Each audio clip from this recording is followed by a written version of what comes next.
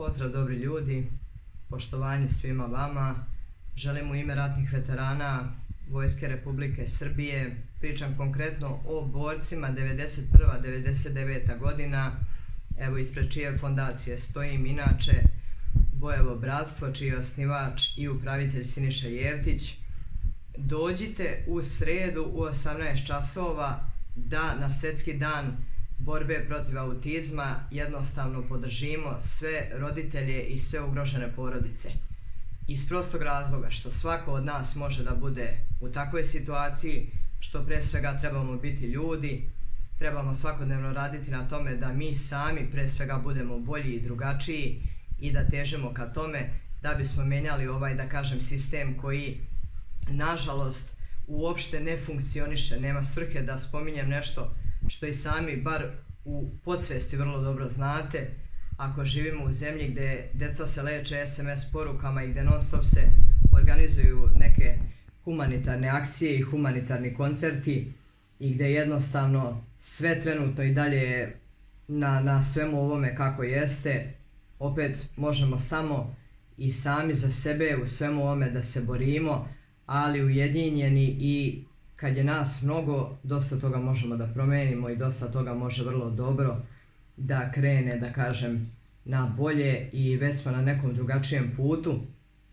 Nadamo se da ćemo što pre izaći iz ove borbe i da će doći neko ko nije i nema nikakvu vezu ni sa pozicijom, ni sa opozicijom, ni sa politikom, jer niti iko od ovih, da kažem, porodica ima političku, da kažem, opredeljenost. Niko od nas se ne bavi nikakvom politikom, niko od nas nije, da kažem, ni glasao za stranku koja je trenutno i nažalost još uvijek na vlasti.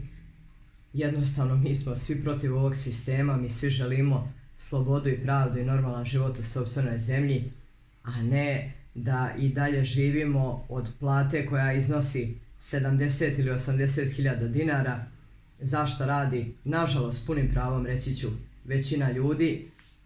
Što se kaže, istini treba pogledati u oči.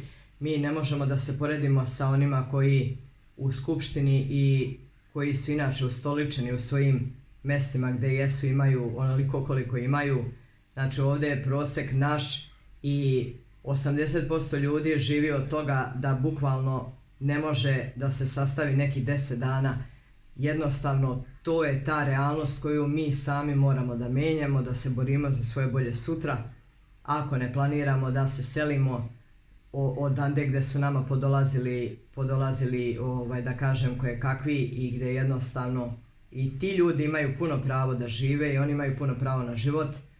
U Srbiju su svi dobrodošli, a pitanje je koliko smo mi dobrodošli bilo gdje. Tako da o tome nema potrebe da se polemiše. Ja sam za to da se deca ne leče SMS porukama i da se pomogne svim ljudima. Jednostavno, pre svega, znači, budite ljudi i dajte da menjamo zajedno svi sve ovo. Bar mislim da to zaslužuju ljudi koji su davali svoje živote i koji su znatno zdravstveno ugroženi, poput boraca rata, poput svih boraca koji su davali i nosili velike žrtve i veliko breme na svojim leđima, ali zaista svojim delima, ne pričama, ne preko društvenih mreža, ne preko telefona ili bilo kakvog vida komunikacije koji tad i u tom periodu uopšte nije ni postojao. Znači oni su ljudi delima i rečima opravdali sve ono iza čega danas stoje i vredni su svačije poštovanja i svačije klanjanja na ulici gdje god da ih vidite. Jednostavno to su ljudi koji su za nas učinili mnogo, a nažalost su zaboravljeni od strane ljudi gdje nikada to nije smjelo biti učinjeno. Znači Bojevo bratstvo fondacija, tu uvek možete na račun da doprinesete bilo kakav vid, da kažem, znači mnogo, jer porodica je nažalost dosta i nažalost dosta inače slučajeva ima, ali eto, mi se borimo za ove naše porodice gdje ljudi žive u nehumanim uslovima u svakom smislu te reči.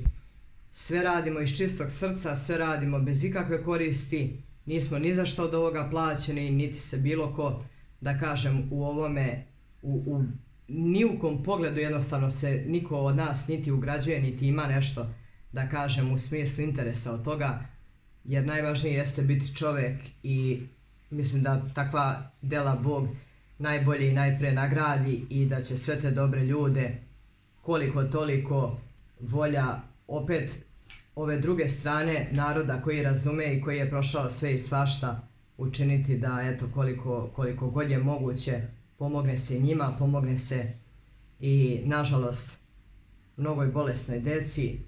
Ja još ovim putem jednom ću vas zamoliti, dođite kad god bude neka organizacija, kad god je nešto takvog tipa u pitanju.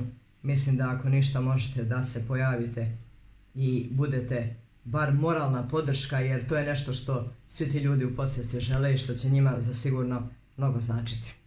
Zahvaljujem se svima na izdvojenom vremenu.